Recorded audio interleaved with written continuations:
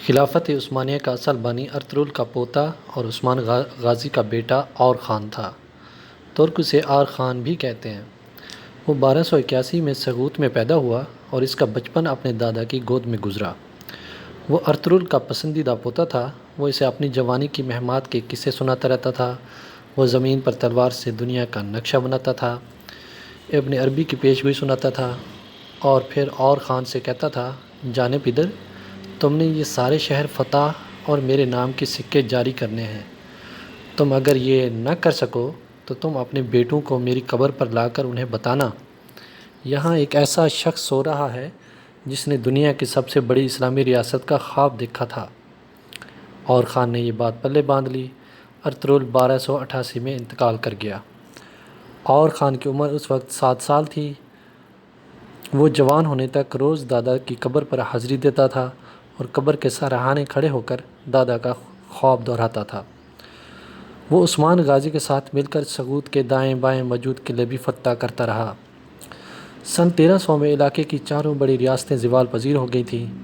سلجوق ریاست ختم ہو گئی، ایوبی سلطنت کمزور ہو رہی تھی، بازنطینی امپائر کی اینٹیں بھی گر رہی تھیں اور منگولوں کا طوفان بھی سمیٹ کر چین تک محدود ہو گیا تھا۔ ایشیا کوچک میں اس وقت گرے ہوئے قلعوں، خاک اڑاتے شہروں، بکھرتے محلات اور گزرتے وقت کے نوحوں کے سوا کچھ نہیں تھا۔ لیکن آپ قدرت کا معجزہ دیکھیے، اسی خون آشام دور میں 2 نئی طاقتیں پیدا ہو گئیں۔ ازبکستان میں امیر تیمور نے جنم لے لیا اور ترکی میں ارطغرل کا خاندان سر اٹھانے لگا۔ امیر تیمور اور اور خان دونوں کے دور میں زیادہ فرق نہیں۔ امیر تیمور نے اور خان کے پوتے بایزید یلدرم کو 1402 میں انگورا یعنی انقرہ میں شکست دی تھی۔ یہ دونوں طاقتیں بحران میں ابھریں اور یہ دیکھتے ہی دیکھتے تاریخ بن گئیں۔ اور خان نے 1326 میں عثمان غازی کے انتقال کے بعد عنان اقتدار سنبھالی۔ عثمانی سلطنت اس وقت سغوت سے شروع ہوتی تھی اور 100 کلومیٹر بعد بورسا پہنچ کر ختم ہو جاتی تھی۔ لیکن اور خان نے اس کے باوجود نہ صرف اپنا سکہ جاری کیا بلکہ اپنی ریاست کا آئین، قانون اور بیوروکریٹک سسٹم بھی بنایا۔ یہ اور خان تھا جس نے اپنے دادا ارطغرل کی داستان لکھوائی اور اس کے نام کا سکہ جاری کیا۔ یہ وہی سکہ تھا جو آگے چل کر ڈرامہ سیریز ارطغرل کا محرک بنا۔ کیسے؟ یہ میں آپ کو آئندہ کالموں میں بتاؤں گا، یا مزید آپ میری ویڈیوز میں بھی دیکھ سکتے ہیں۔ ارطغرل خاندان نے فیصلہ کیا تھا یہ اسلامی دنیا کے ساتھ چھیڑ چھاڑ نہیں کریں گے۔ ان کا فوکس بازنطینی ریاست ہوگی، لہٰذا یہ صرف ان کے قلعوں پر حملے کرتے تھے۔ اور خان نے بورسا کے بعد ازنیک، ازمیت اور کاراسی کے قلعے فتح کر لیے۔ آپ ارطغرل میں بار بار نکوسیا اور نومیدیا کا ذکر سن رہے ہوں گے۔ نکوسیا آج کل سائپرس کا دارالحکومت ہے، جبکہ نکومیدیا یونان کا شہر تھا۔ دونوں شہر 14ویں صدی میں اہم اور بڑے ہوتے تھے۔ اور خان نے یہ بھی فتح کر لیے۔ یہ اس کے بعد سابق سلجوق ریاست کے شمال مشرقی علاقوں کی طرف بڑھا اور آدھا اناطولیہ بھی لے لیا اور پھر یہ آج کے ترکمنستان کی طرف موڑ گیا اور اس کا خاصا حصہ بھی قابو کر لیا۔ بازنطینی حکومت اس سے گھبراتی تھی، چنانچہ بازنطینی بادشاہ جانششم نے اس کے ساتھ امن معاہدہ کیا اور اپنی صاحبزادی تھیوڈورو اس کے عقد میں دے دی۔ یہ پہلا ترک سلطان تھا جس نے گیلی پولی اور انقرہ فتح کر لیے۔ اس نے گورننس کا اپنا ایک ماڈل بھی تخلیق کیا تھا۔ آغوز قبائل جھنڈے کو سنجاق کہتے تھے۔ اور خان نے ریاست کو مختلف صوبوں اور ضلعوں میں تقسیم کیا اور ہر ضلع دار کو مختلف رنگ کا جھنڈا دے دیا۔ ان جھنڈوں کی وجہ سے اس کے ضلع سنجاق کہلاتے تھے۔ اس نے ضلع داروں کو اپنی فوج بنانے، علاقے فتح کرنے اور ٹیکس جمع کرنے کا اختیار بھی دے دیا تھا۔ اس حکمت عملی کی وجہ سے اس کی فوج بھی مضبوط ہو گئی اور عوام بھی خوشحال ہو گئے۔ اس نے بے شمار مسجدیں، مدرسے اور کارخانے سرائے بنوائے اور وہ ایشیا کوچک کا پہلا حکمران تھا جس نے بورسا میں یونیورسٹی بنائی تھی۔ اور خان کے بعد اس کا بیٹا مراد اول سلطان بنا اور اس نے سلطنت عثمانیہ کو حقیقتاً سلطنت عثمانیہ بنا دیا۔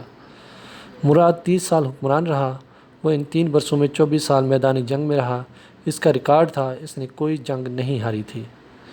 اس نے بلغاریہ، سربیا اور مقدونیہ فتح کر لیے۔ اس کی آخری جنگ کوسوو میں ہوئی تھی اور پورے یورپ کی فوجیں اکٹھی ہو کر اس کے مقابلے کے لیے میدان میں اتری تھیں، لیکن اس نے اس سے مشترکہ فوج کو بھی خاک چٹوا دی۔ وہ 1399 میں کوسوو کی جنگ کے دوران زخمی ہو کر انتقال کر گیا۔ مراد اول کے مرنے کی خبر پھیلی تو پورے یورپ میں جشن منایا گیا اور تمام کلیساؤں کی گھنٹیاں بجائیں گئیں۔ مراد اول نے عثمانی سلطنت کے رقبے میں 5 گنا اضافہ کیا، لیکن آپ یہ جان کر حیران ہوں گے 4 نسلوں کی فتوحات کے باوجود مراد اول کے انتقال تک سلطنت عثمانیہ صرف 20,000 مربع کلومیٹر پر محیط تھی، اور یہ رقبہ آج کی راولپنڈی ڈویژن سے بھی کم تھا۔ یہ تھی سلطنت عثمانیہ، 4 نسلوں کے بعد کی سلطنت عثمانیہ۔ یہ حقیقت ثابت کرتی ہے ریاستیں ایک دن میں نہیں بنا کرتی، ان کی بنیادوں تک میں 4 نسلیں کھپ جاتی ہیں۔ آپ ایران سے لے کر ویانا تک سفر کریں، آپ کو ہر 10-15 کلومیٹر بعد کوئی نہ کوئی مزار، کوئی نہ کوئی قبرستان ملے گا، اور اس قبرستان میں آپ کو کوئی نہ کوئی ترگت، کوئی نہ کوئی عبد الرحمن، کوئی نہ کوئی سامسا اور کوئی نہ کوئی بامسی ملے گا۔ ویانا کے مضافات اور بداپسٹ کی پہاڑیوں تک پر ترک قبرستان ہیں، اور ہر قبر کے سرحانے کلمہ شہادت لکھا ہے۔ ریاستوں کو ریاست بنانے میں نسلوں کا لہو اور ہڈیاں خرچ ہوتی ہیں، اور پھر کہیں جا کر ریاستیں سر اٹھاتی ہیں، پھر کہیں جا کر ان کے جھنڈے اقوام عالم کے درمیان لہراتے ہیں۔ خلافت عثمانیہ کی رگوں میں بھی ارطغرل کی 18 نسلوں اور 36 سلطانوں کا لہو شامل ہوا، اور پھر کہیں جا کر ارطغرل آج کی نسل تک پہنچا۔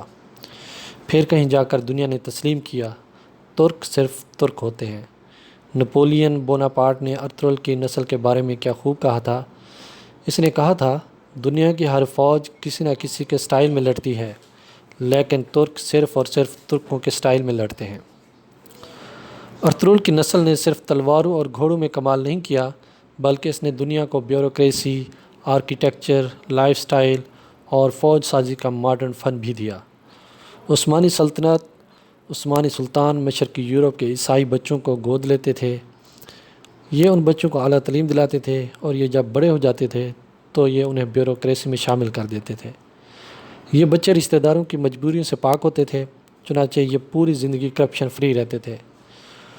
ترک فوج کا ایک جان نثار دستہ ینیچری کہلاتا تھا۔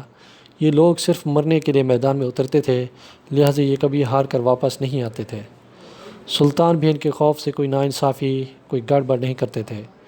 یہ باغی شہزادوں کے سر اتار دیتے تھے، اور کمزور اور کرپٹ بادشاہ کو کان سے پکڑ کر تخت سے اتار دیا کرتے تھے۔ اور آپ نے اگر ترکش آرکیٹیکچر دیکھنا ہو تو آپ استنبول چلے جائیں، آپ کو ہر پرانی عمارات، ہر پرانی مسجد پکڑ کر بیٹھ جائے گی۔ آپ اس کے صحن سے باہر نہیں نکل سکیں گے۔ اور رہ گیا لائف سٹائل